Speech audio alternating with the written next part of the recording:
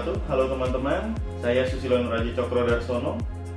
Pada mata kuliah keuangan berkelanjutan ini, kita akan membahas tentang pengantar keuangan berkelanjutan.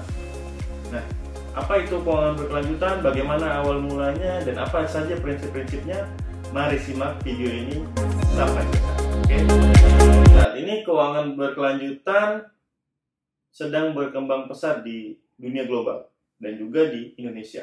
Nah, hal ini dengan tujuan untuk mengintegrasikan faktor-faktor lingkungan, sosial, dan juga tata kelola, atau dalam bahasa Inggrisnya yang sering kita singkat ESG, yaitu Environment, Social, dan Governance, ke dalam proses pengambilan keputusan keuangan. Ini mewakili pergeseran paradigma dalam cara kita memikirkan investasi, mengakui bahwa kegiatan keuangan dapat memiliki dampak yang mendalam pada planet dan masyarakat kita. Secara tradisional, keuangan lebih fokus pada menghasilkan keuntungan finansial bagi investor tanpa banyak memperhatikan dampak yang lebih luas. Namun, saat dunia berjuang dengan isu-isu mendesak seperti perubahan iklim, penipisan sumber daya alam, kemudian ketimpangan sosial, dan juga kegagalan tata kelola perusahaan, semakin banyak orang yang menyadari bahwa pasar keuangan ini dapat memainkan peran vital dalam mengatasi tantangan-tantangan ini. Nah, apa itu sustainable finance atau keuangan berkelanjutan? Yaitu pendekatan dalam pengambilan keputusan keuangan yang mengintegrasikan faktor lingkungan, sosial, dan tata kelola perusahaan atau ESG. Kemudian bagaimana sih awal mula keuangan berkelanjutan ini? Ya, yaitu yang pertama adalah di saat orang-orang di dunia ini sadar bahwa lingkungan kita, bumi kita sedang tidak baik-baik saja. Nah, ini ada isu-isu sosial dan lingkungan yang mulai meningkat pada akhir abad ke-20 dan awal abad ke-21. Isu-isu seperti perubahan iklim, degradasi lingkungan, dan kesenjangan sosial itu menjadi perhatian global. Selanjutnya, pengembangan pembangunan berkelanjutan menjadi isu penting yang mempengaruhi praktik keuangan. Selanjutnya, prinsip-prinsip investasi bertanggung jawab. Nah, pada tahun 2006, PBB atau Perserikatan Bangsa-Bangsa telah meluncurkan prinsip-prinsip investasi bertanggung jawab, yaitu di bawah UNPRI, United Nations Principle for Responsible Investment. Nah, prinsip ini mendorong investor institusional untuk mempertimbangkan faktor-faktor ESG dalam pengambilan keputusan. UNPRI menggarisbawahi pentingnya mempertimbangkan dampak lingkungan dan sosial dalam portofolio investasi, baik secara institusional maupun secara pribadi. Kemudian sejak tahun 2000-an muncul berbagai standar dan pedoman terkait keuangan berkelanjutan. Contohnya adalah standar pelaporan keberlanjutan, yaitu Global Reporting Initiative atau GRI, yang diperkenalkan pada tahun 1999.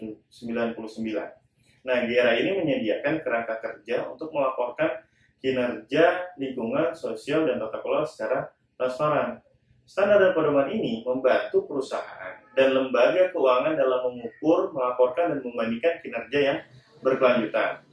Selanjutnya, pemerintah di beberapa negara mulai menerapkan peraturan dan kebijakan untuk mendorong praktik keuangan berkelanjutan. Contohnya, Uni Eropa memperkenalkan peraturan pembaharuan perbankan pada tahun 2004 yang memasukkan persyaratan ESG ini dalam kebijakan perbankan mereka. Nah, langkah ini mengharuskan bank-bank yang ada di Eropa untuk mempertimbangkan risiko lingkungan dan sosial dalam keputusan bisnis mereka. Peraturan dan kebijakan pemerintah ini sangat berperan penting dalam mendorong transisi menuju ekonomi yang lebih berkelanjutan. Apa saja prinsip-prinsip keuangan berkelanjutan? Ya. Nah, ada teori yang biasa dipakai dalam prinsip ini, yaitu triple bottom line theory, di mana ada 3 hal yang termasuk di dalam triple bottom line ini, yaitu people, planet, dan profit. Nah, triple bottom line ini adalah pendekatan yang penting dalam konteks keuangan berkelanjutan. Konsep ini pertama kali diperkenalkan oleh John Elkington pada tahun 1994 sebagai cara untuk mengukur dan mengevaluasi kinerja organisasi secara lebih komprehensif, melampaui fokus tradisional pada keuntungan finansial semata.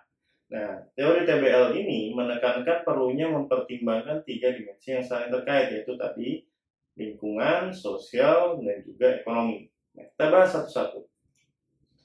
Yang pertama adalah planet, gitu ya, lingkungan, dimensi lingkungan. Dimensi lingkungan dalam TBL mengacu pada dampak organisasi terhadap lingkungan alam, termasuk aspek seperti penggunaan sumber daya alam, emisi gas rumah kaca, pengelolaan limbah, dan juga konservasi sumber daya alam dan hayati. Fokus pada dimensi lingkungan dalam TBL atau triple bottom line ini bertujuan untuk meminimalkan dampak negatif organisasi terhadap lingkungan dan mendorong praktik yang berkelanjutan. Kemudian people, gitu ya, dimensi people atau dimensi sosial. Nah, ini mempertimbangkan pengaruh organisasi terhadap masyarakat, karyawan, konsumen, dan juga komunitas tempat organisasi itu beroperasi. Ini melibatkan aspek seperti hak asasi manusia, kemudian keadilan sosial, kondisi kerja, dan juga kesetaraan gender, serta keberagaman dan keterlibatan masyarakat dan tanggung jawab sosial. Nah, TBL menggarisbawahi pentingnya organisasi untuk menciptakan dampak positif dalam aspek sosial ini. Selanjutnya ada profit tadi, yaitu dimensi ekonomi. Nah, TBL atau triple bottom line ini mempertimbangkan keberlanjutan finansial juga dalam organisasi tersebut, termasuk keuntungan, yaitu dan juga pertumbuhan serta nilai tambah ekonomi yang dihasilkan. Namun, pendekatan triple bottom line ini menekankan bahwa keberlanjutan finansial harus dicapai dengan cara yang sejalan dengan nilai-nilai lingkungan dan juga nilai-nilai sosial. Artinya, organisasi perlu juga memperhatikan aspek ekonomi seiring dengan upaya meminimalkan dampak negatif atau eksternalitas negatif yang dihasilkan pada lingkungan dan juga sosial masyarakat tersebut. Kemudian, apa sih pentingnya dan relevansi keuangan berkelanjutan ini? Yang pertama adalah untuk mengatasi tantangan global. Yang kedua adalah implementasi dari Sustainable Development Goals. Yang ketiga, itu sebagai permintaan investor dan konsumen. Yang keempat, regulasi dan kebijakan pendorong. Yang kelima, ketahanan dan reputasi bisnis. Dan yang terakhir adalah untuk menciptakan long-term value creation. Nah, mengatasi tantangan global, apa yang perlu diatasi? Bagaimana keuangan berkelanjutan ini bisa mengatasi tantangan-tantangan global tadi? Dan apa aja tantangan global itu? Nah, keuangan berkelanjutan ini memainkan peran penting dalam mengatasi tantangan global yang mendesak seperti perubahan iklim, penipisan sumber daya, ketimpangan sosial, serta kegagalan tata kelola perusahaan. Nah, ini menawarkan kerangka kerja untuk mengalirkan sumber daya keuangan ke investasi yang berkelanjutan dan juga bertanggung jawab, yang mana itu harus berkontribusi pada hasil lingkungan dan sosial yang positif. Nah, tantangan global tadi apa aja? Yang pertama adalah perubahan iklim. Nah, kita lihat tahun 2019 konsentrasi karbon dioksida itu mencapai 415 ppm di dalam atmosfer, dan setiap tahunnya dunia ini memanas gitu ya, karena suhunya naik 1 derajat Celcius per tahun. Nah, kemudian kerusakan keanekaragaman hayati. Kita tahu bahwa Indonesia itu merupakan salah satu negara dengan keanekaragaman hayati terbesar di dunia. Kita punya hutan hujan tropis, kita bahkan punya salju abadi di Puncak Jayapura gitu ya, Puncak Jayawijaya. Kemudian ada harimau, kita punya gajah, kita punya orang utan, kita punya bunga Rafflesia arnoldi, kita punya burung cendrawasih, kita punya banyak jenis burung, biota laut, kemudian hutan bakau, hutan lindung, dan banyak lagi gitu. Nah, kita tidak mau jika kedepannya 10, 20, mungkin atau juga 100 tahun lagi anak cucu kita tidak bisa menikmati hal tersebut gitu ya, secara langsung. Jadi mereka hanya bisa melihat melalui video-video yang sudah tayang gitu ya, bagaimana bentuk harimau, bagaimana bentuk gajah, tanpa mereka bisa menyaksikan langsung di kebun binatang. Nah, itu yang harus kita jaga. Nah, mengapa pentingnya keuangan berkelanjutan? Yang ketiga ada pekerja anak dan perbudakan modern. Makanya kita harus memastikan bahwa perusahaan-perusahaan itu tidak menggunakan pekerja anak dalam setiap aktivitas bisnisnya. Nah, sebagai investor ataupun sebagai konsumen, kita juga harus bisa memastikan nih bahwa barang yang kita beli atau perusahaan yang kita investasi itu tidak menggunakan anak untuk aktivitas proses bisnisnya. Nah, yang keempat ada kesetaraan gender. Nah, wanita ini layak mendapat hak dan tanggung jawab serta kesempatan yang sama di setiap organisasi maupun perusahaan. Nah, tadi yang kelima, tata kelola perusahaan dan pemerintahan. Transparansi, akuntabilitas, partisipasi, serta koordinasi itu menjadi hal penting agar tata kelola perusahaan ini menjadi sangat baik.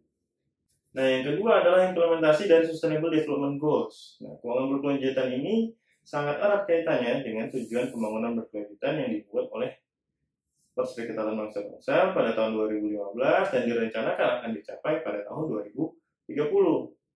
Dengan menyelaraskan kegiatan keuangan dengan SDGs, keuangan berkelanjutan ini bisa berkontribusi pada pencapaian target sosial, ekonomi, dan lingkungan.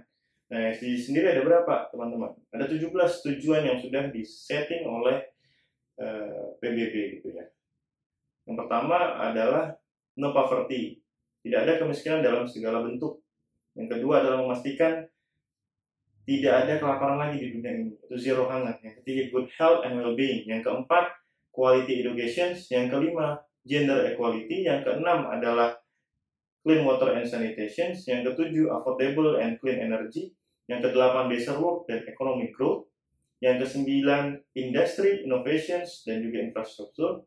Yang ke-10 reduce inequalities. Yang ke-11 sustainable cities and communities. Yang ke-12 responsible consumptions dan productions. Yang ke-13 climate actions. Yang ke-14 life below water. Yang ke-15 life on land. Yang ke-16 peace, justice, and strong institutions. Dan yang terakhir adalah partnership for the goals. Nah, semua lapisan masyarakat dan juga pemerintahan itu harus berperan dalam mencapai 17 tujuan pembangunan berkelanjutan ini, gitu ya. Kita sebagai individu juga harus berperan nih, bagaimana kita bisa mengentaskan kemiskinan, bagaimana kita bisa memastikan quality education yang baik dan lain sebagainya. Nah, dan juga keuangan berkelanjutan juga harus berperan dalam mencapai tujuan pembangunan berkelanjutan ini. Nah, kemudian yang ketiga adanya permintaan investor dan konsumen, yaitu permintaan yang semakin meningkat dari investor dan konsumen untuk opsi investasi yang etis dan juga berkelanjutan. Mungkin para investor sebelumnya ataupun konsumen dulu itu mereka berinvestasi atau mengkonsumsi barang-barang tanpa memikirkan dampak terhadap lingkungan dan juga sosial. Nah, seiring berjalannya waktu dan juga kampanye-kampanye tentang keberlanjutan atau sustainability, mereka menjadi sadar bahwa mereka juga memainkan peran penting ternyata. Jadi kan dalam aspek ekonomi itu ada supply, ada demand gitu ya.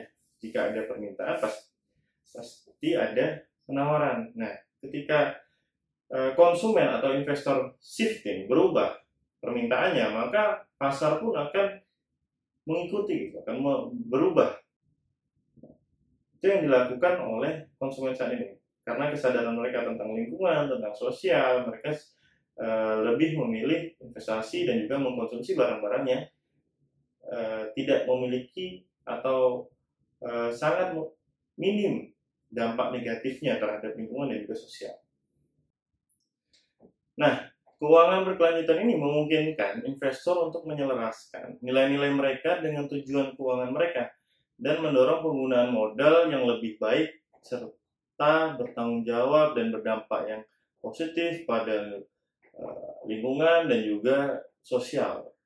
Selanjutnya ada regulasi dan kebijakan mendorong. Nah, kita tahu bahwa PBB sudah membuat 17 Sustainable Development Goals yang itu harus diimplementasikan oleh semua negara dan dikerjakan oleh semua lapisan masyarakat agar tujuan pembangunan berkelanjutan ini tercapai di tahun 2030. Pemerintah dan lembaga regulator itu semakin menerapkan kebijakan dan regulasi yang mendorong keuangan berkelanjutan ini.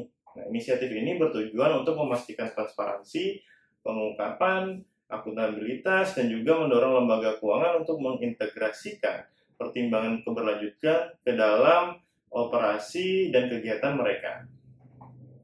Selanjutnya, ketahanan bisnis dan reputasi bisnis. Keuangan berkelanjutan ini membantu bisnis tersebut meningkatkan ketahanan dan reputasi mereka dengan mengatasi risiko ESG dan menunjukkan komitmen mereka terhadap keberlanjutan. Nah, ini membangun kepercayaan para pemangku kepentingan serta menarik investor jangka panjang dan meningkatkan akses ke modal. Jadi, keuangan berkelanjutan ataupun ESG ini bisa meningkatkan gitu ya, resiliensi dari bisnis dan juga reputasi bisnis mereka jika memang si perusahaan tersebut menjalankan sustainable business practice yang baik. Nah, jika perusahaan itu menjalankan sustainable business practice yang baik, maka mereka akan bisa menarik investor-investor nih yang dari tadi sudah mulai shifting terkait keinginan mereka untuk berinvestasi, namun juga tetap menjaga lingkungan dan sosial. Nah, dengan adanya itu, maka mereka akan bisa memiliki reputasi bisnis yang baik di mata investor, sehingga mereka bisa meningkatkan modal untuk perputaran bisnis mereka. Nah, yang terakhir adalah menciptakan nilai jangka panjang atau long term value creations. Nah, ini keuangan berkelanjutan menekankan penciptaan nilai jangka panjang dengan mengintegrasikan nilai-nilai ESG ke dalam pengambilan keputusan investasi.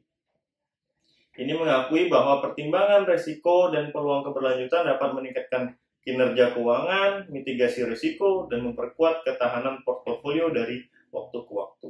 Nah, long term value creation ini dalam sisi investasi berkelanjutan itu tidak dicapai dalam jangka waktu 1 tahun, 2 tahun, atau 5 tahun, tapi kemungkinan dia bisa lebih dari dekade gitu ya.